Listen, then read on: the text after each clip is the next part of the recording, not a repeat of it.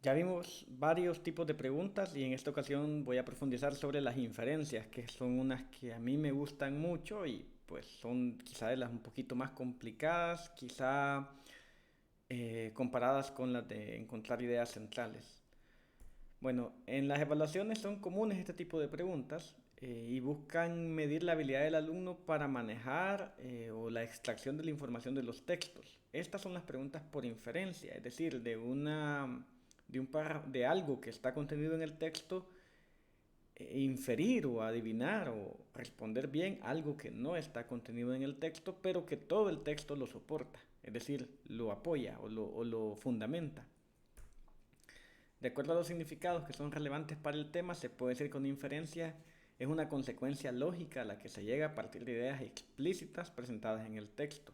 Acá la palabra explícitas es muy importante porque es algo que debe estar textual en el cuerpo del texto, pero lo que nos piden que respondamos es algo que no está explícito, sino implícito. Esa es una inferencia en la práctica, pues, para este tipo de exámenes. Procedimiento para responder este tipo de preguntas. Lo primero, leer atentamente las alternativas y luego ubicar a dónde se encuentra esta información. ¿Qué quiere decir esto? Que yo tengo que leer el texto y luego, cuando vaya a las preguntas, redirigirme al texto y buscar dónde está eso textual o literalmente. Ese es el primer paso. Segundo paso, comparar las alternativas con el texto. Si las oraciones son paráfrasis de las ideas del texto, extraer el significado de las paráfrasis. ¿Qué quiere decir esto? Que si de pronto no me lo dan literal, pues el parafraseo sí debe tener el mismo sentido, el de las respuestas, posibles respuestas, con lo literal del texto.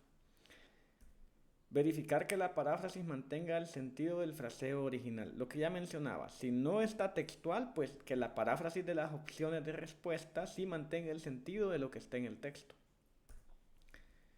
A ver, también hay que prestar atención a los cuantificadores, por ejemplo, como, todo, nada, siempre, nunca, solo y sus variantes, entre otras.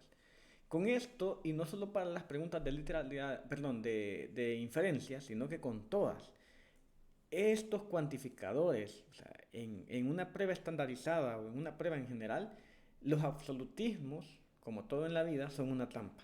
Es decir, cuando te dicen siempre, nunca, en todas las ocasiones, en ninguna ocasión, esa es una gran pista de que esa respuesta es candidata a ser mala. Ahora, si literalmente está así, pues está bien. Pero si no, es una pista de opción a descartar.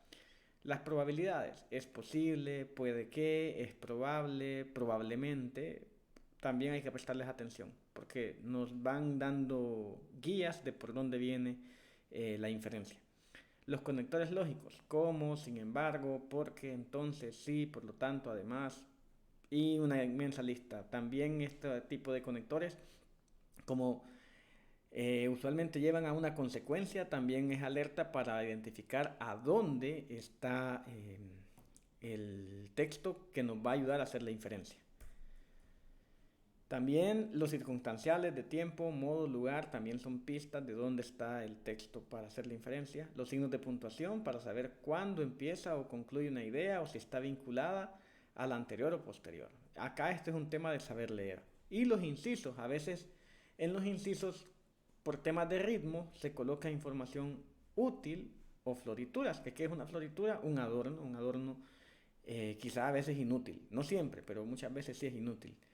Y hoy sí creo que veremos un poco más de información o un ejemplo. Ya viene el ejemplo.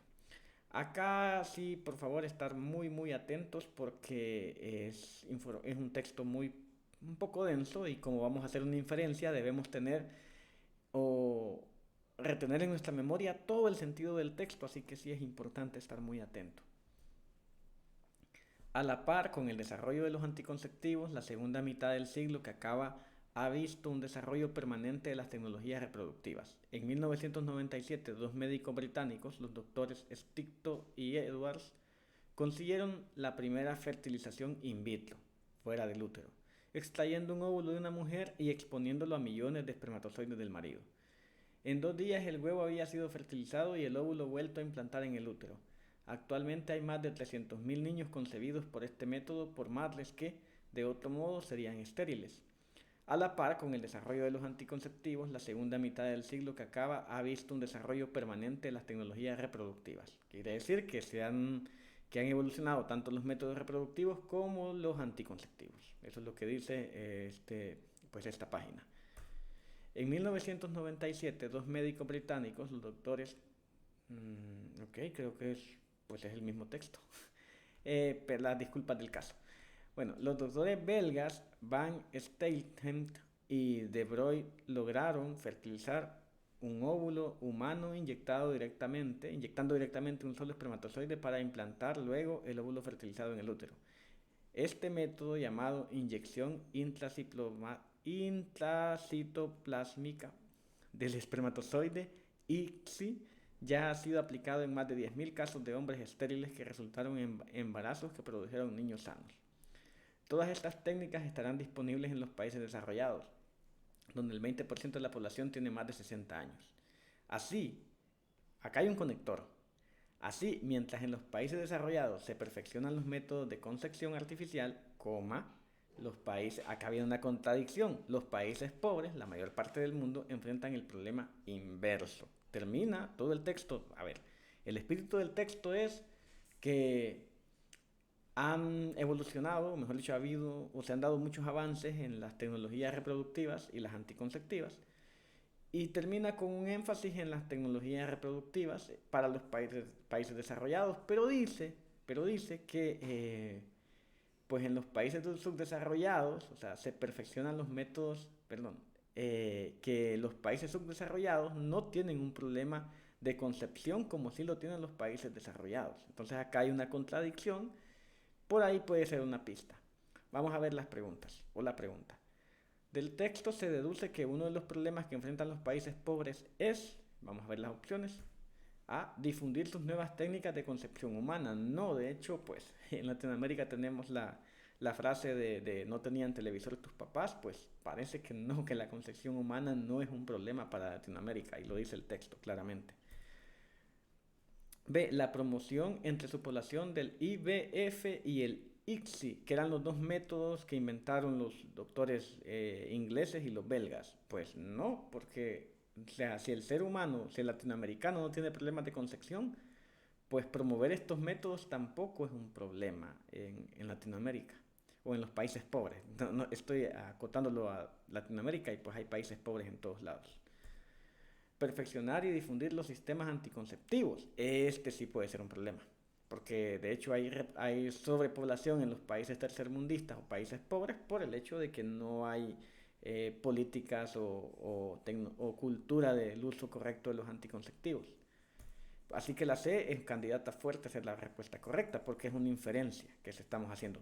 No está en el texto como tal, pero de lo podemos deducirlo a partir del espíritu del texto. D, semejantes de los países desarrollados europeos. No, si el problema fuera el mismo, los países europeos desarrollados tienen un problema de que no están concibiendo y los tercermundistas no, así que no se puede decir que tienen el mismo problema. Y la E, el alto porcentaje de población adulta que tienen. Esto, pues no, de hecho, no, es bien homogéneo, pero no, esto no es del texto, eso es algo que yo sé. Entonces, de todo lo que está en el texto, la C es la única que se puede inferir del espíritu del texto, y pues es la opción más completa, porque las demás o son contrariedades o son verdades, y en ese caso pues no pueden ser una inferencia.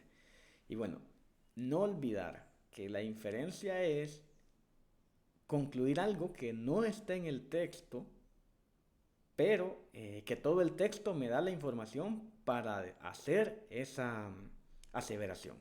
Esa es una pregunta por inferencia. Bueno, espero que el video te haya servido, y falta creo que un video más sobre el tipo de preguntas y luego uno de tics generales. Muchas gracias y hasta pronto.